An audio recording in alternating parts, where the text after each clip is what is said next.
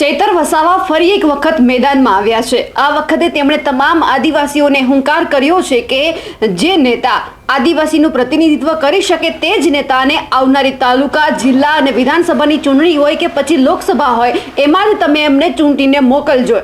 આવું તેમણે જે સાબરકાંઠાનો એક કાર્યક્રમ હતો તેમાં કહ્યું છે। નમસ્કાર, નિર્ભય ન્યૂઝ સાથે હું છું રિદ્ધિ। સાબરકાંઠા જિલ્લામાં આદિવાસી મહાનાયક જયપાલસિંહ મુંડાની જન્મજયંતિ હતી અને એ જ કાર્યક્રમમાં ચૈતર વસાવા ઉપસ્થિત રહ્યા હતા।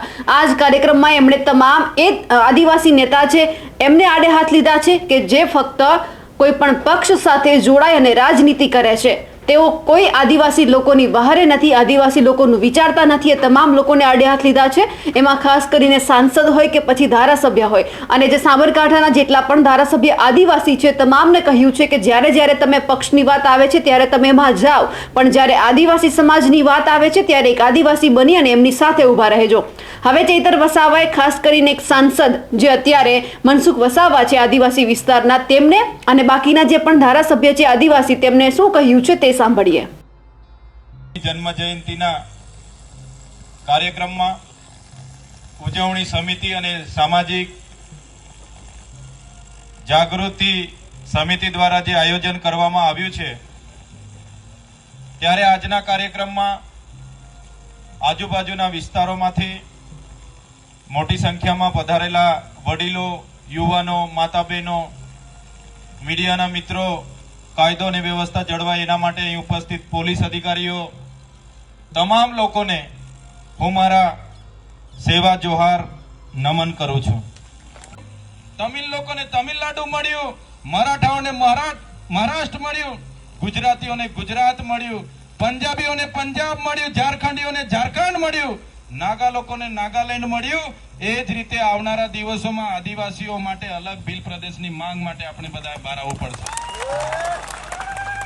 માત્ર મોબાઈલમાં જય ભીલ પ્રદેશ, જય જોહર લખવાથી ભીલ પ્રદેશ મળવાનો નથી। તમારા અંદરમાં જે ડર છે એ ડર પણ તમારે બહાર કાઢવો પડશે। અમે ધારાસભ્ય તરીકે લડીએ છીએ, અમને પણ અનેકવાર જેલોમાં લઈ જાય છે, અમારા પરિવારને પણ અનેકવાર જેલોમાં લઈ જાય છે, છતાં સરકાર સામે અમે લડીએ છીએ। ત્યારે સાથીઓ, સૌપ્રથમ તો જેલમાં જવાનો ડર તમારે કાઢી નાખવો પડશે। જેલમાં જવાથી તમને કોઈ ભૂખે મારી નાખવાના નથી, જેલમાં પણ તમને જમવાનું મળવાનું છે। જેલની વાત આવે એટલે આપણા લોકો બધા ગાયબ થઈ જાય, પણ આંદોલન જ્યારે પણ આપણે કરવાનું થશે ત્યારે સૌપ્રથમ જગદીશભાઈ કેટલા લોકો જેલમાં જવાના તૈયાર છે એનું પહેલા લિસ્ટ બનાવો, પછી આંદોલન ચાલુ કરીએ। બધા કહેશે કે આંદોલન કરીએ, મને ત્યાંથી બોલાવશે ને જેલની વાત આવશે બધા નાહી જશે। એટલે પહેલા સ્વેચ્છા લિસ્ટ બનાવો કે ભાઈ ક્યારેક જેલ થઈ જાય તો કેટલા લોકો તૈયાર છો। આમ તો જેલ નહીં થવા દઈએ, આપણી પાસે વકીલોની ફોજ છે, રાઠોડ સાહેબની આખી ફોજ છે, કોઈને જેલ નથી થવાની, પણ આપણે તૈયાર રહેવું પડશે બધી જ રીતે।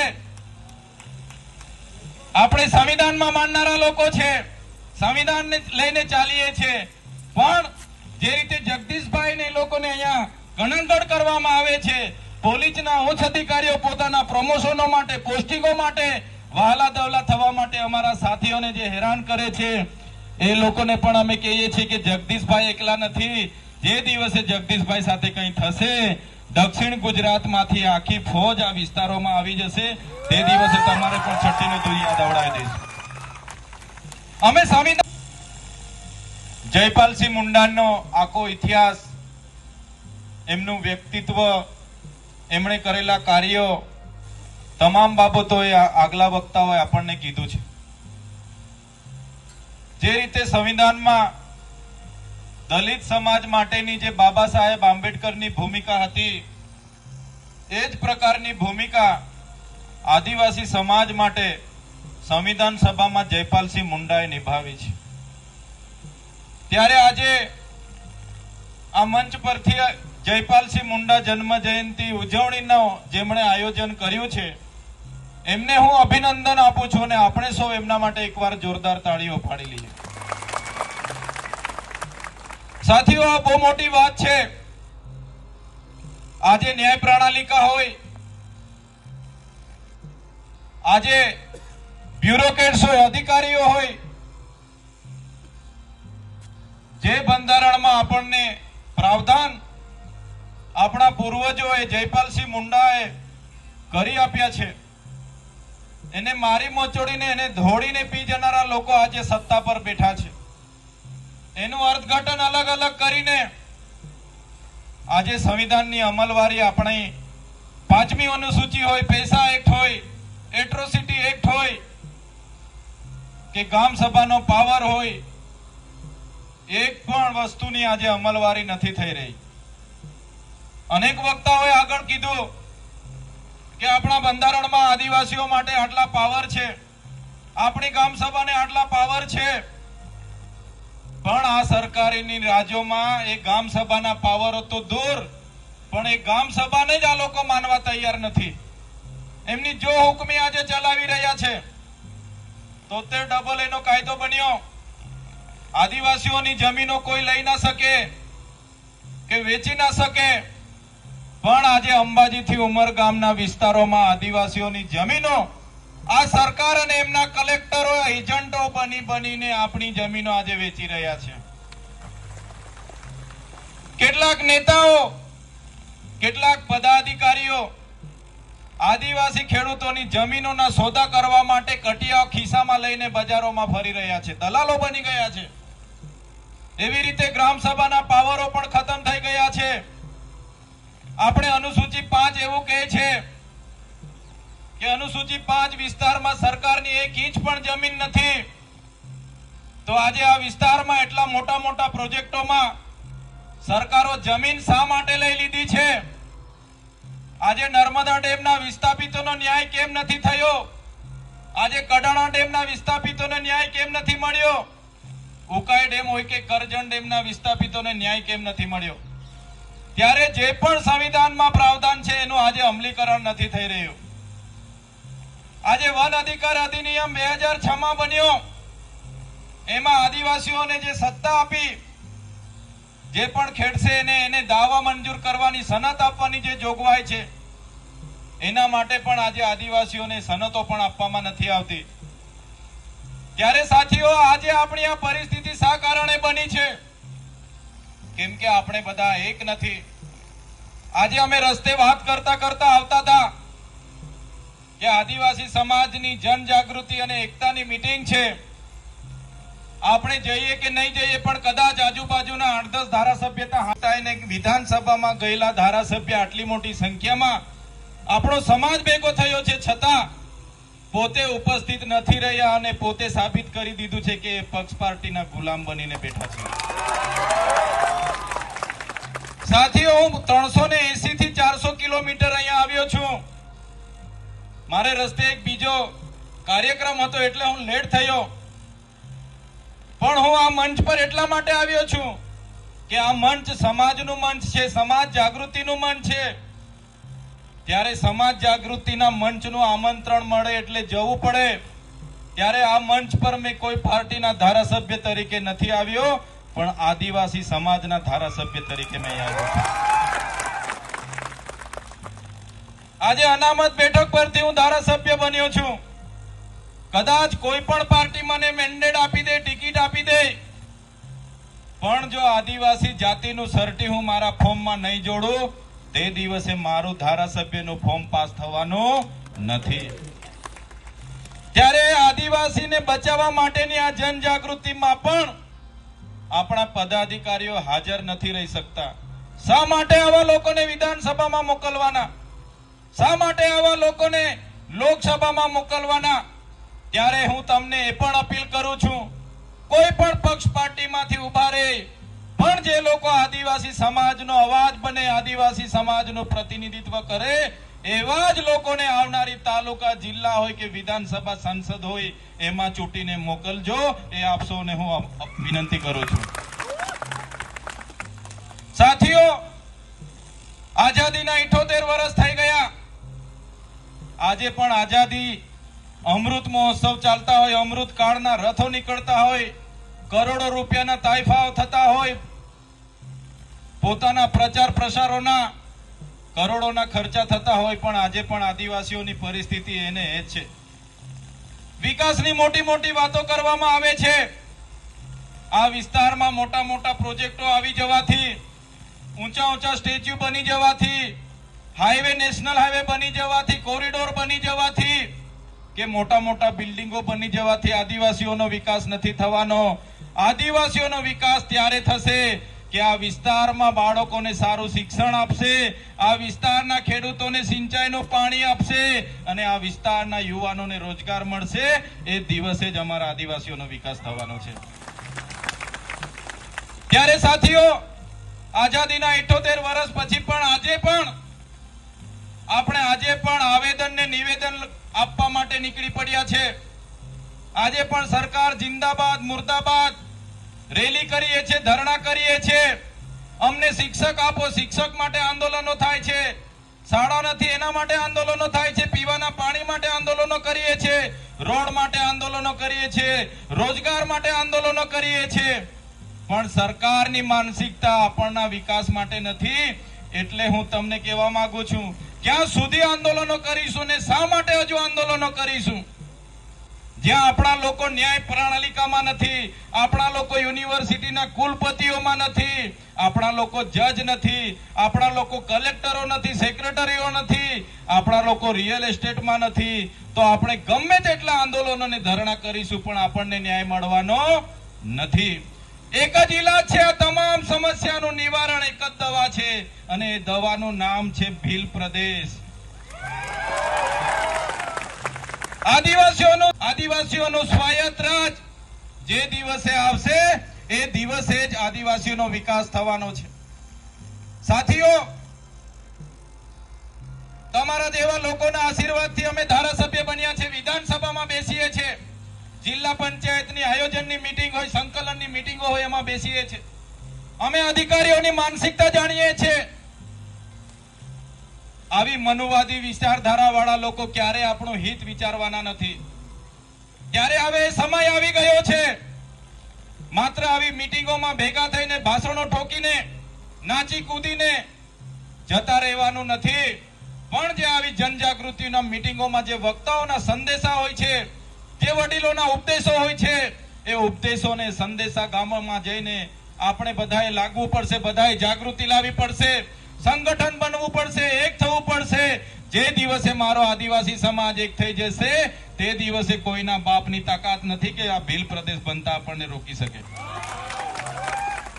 આજે આપણે એક નથી. સૌથી પહેલા આપણે બધા પાર્ટીઓમાં વેચાયેલા છે, આપણે ધર્મ સંપ્રદાયોમાં વેચાયેલા છે, આપણે નાના મોટા સંગઠનોમાં વેચાયેલા છે. આપણે ડામોર મોટા, બારિયા નાના, રાઠવા મોટા, વસાવા નાના, ચૌધરી મોટા, ગામિત નાના, આપણે નાત જાતના ભેદભાવમાં આજે પડ્યા છે. પણ સાથીઓ, કોઈ પણ અટકમાં હોય, કોઈ પણ જ્ઞાતિમાં હોય, પણ આપણે સૌ પ્રથમ આદિવાસી છે. જે દિવસે આપણે આદિવાસી તરીકે આપણી સંસ્કૃતિ ભૂલી જઈશું, રૂઢી પ્રથાઓ, પરંપરાઓ ભૂલી જઈશું, આપણી રીત રિવાજો ભૂલી જઈશું, પૂજા વિધિ ભૂલી જઈશું, આપણી રહેણી કહેણી, આપણી વેશભૂષા, આપણી બોલી ભાષા, આપણા ગીતો ભૂલી જઈશું, તે દિવસે આપણે આદિવાસી તરીકે મટી જવાના છે. અને આ લોકો તમે જોઈ લેજો, જો આજે આપણે નહીં જાગીશું, આવનારા 10 થી 15 વર્ષમાં આપણે આદિવાસી તરીકે આપણે ઇતિહાસ બની જઈશું અને આપણે આદિવાસી તરીકે સાબિત કરતા આપણને ફાફા પડી જવાના છે. આજે આપણે આદિવાસી છે એ ખબર છે, આપણા બાપ દાદાઓ અહીંયા ગુજરી ગયા, છતાં એ પોતે આદિવાસી તરીકે સાબિત કરવા માટે 3 પેઢીઓના લોકો પુરાવા માંગે છે. આજે જાતિના દાખલા માટે લોકો મહિને મહિને લાઈનો પર રહે છે. આપણે અહીંયા ઘણા વક્તાઓએ કીધું કે સંવિધાન કહે છે આદિવાસી મૂળ માલિક છે, સુપ્રીમ કોર્ટ કહે છે આદિવાસી દેશનો મૂળ માલિક છે, ઇતિહાસ કહે છે આદિવાસી દેશનો મૂળ માલિક છે. આદિવાસીઓનો ઇતિહાસ ગૌરવશાળી છે. આદિવાસી એટલે કોણ? આદિ અનાદિકાળથી આ વિસ્તારમાં વસનારો એટલે આદિવાસી. પૃથ્વી પર કોઈ સૌથી પહેલા અહીં પેદા થયો હોય તો એ આદિવાસી પૃથ્વી પર પહેલો આવનારો છે. આદિવાસી સંસ્કૃતિ એ ધર્મપૂર્વી સંસ્કૃતિ છે. હજારો વર્ષો પહેલાની આપણી સભ્યતા છે. તમે સિંધુ ખીણની સંસ્કૃતિ જોઈ લેજો, તમે મોહનજોદડો હડપ્પાની સંસ્કૃતિ જોઈ લેજો, એ આદિવાસીઓની સભ્યતા છે. તમે રામાયણ ઉઠીને વાંચી લેશો, જે સબરી ભીલની વાત બતાવે છે આદિવાસી હતા. તમે મહાભારત ઉઠાવીને વાંચી લેશો, જે એકલવ્ય પોતાનો અંગૂઠો આપીને દે છે ગુરુ દ્રોણાચાર્યને, આદિવાસી હતા. તમે રાણા પૂંજા ભીલની વાત કરશો, મહારાણા પ્રતાપની વાત કરશો, મહારાણા પ્રતાપના ઇતિહાસ તમે વાંચી લેજો. જે પૂંજા ભીલ હતા એ આખી સેના આદિવાસીઓની હતી. એવી જ રીતે શિવાજીનો ઇતિહાસ તમે વાંચી લેજો. જે દુધા ભીલની આખી ફોજ હતી એ આદિવાસી હતી. એવી જ રીતના દેશની આઝાદીમાં સૌથી પહેલા સલ્તનત સંભલમાં આદિવાસીઓ અંગ્રેજો સામે યુદ્ધ કર્યું. બિરસા મુંડાજી હોય, ટાટિયા નાયક હોય, ખાજ્યા નાયક હોય, ટાટિયા ભીલ હોય, જે પણ આપણા આદિવાસીઓ આઝાદીના લડતમાં પણ પોતાનું યોગદાન આપ્યું છે. દેશની વિકાસની વાત હતી.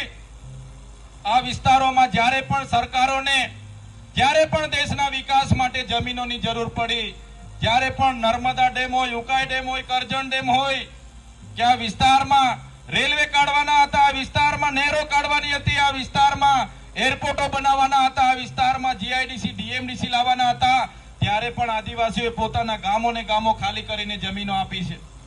પણ દુઃખ સાથે કહેવું પડે છે, આજે અમારે શિક્ષકો માટે આંદોલનો કરવા પડે, આજે અમારે શાળા માટે આંદોલનો કરવા પડે, આજે અમારે રોજગાર માટે આંદોલનો કરવા પડે, આજે અમારે રોડ રસ્તા માટે આંદોલનો કરવા પડે, આજે અમારે પીવા અને સિંચાઈના પાણી માટે આંદોલનો કરવા પડે.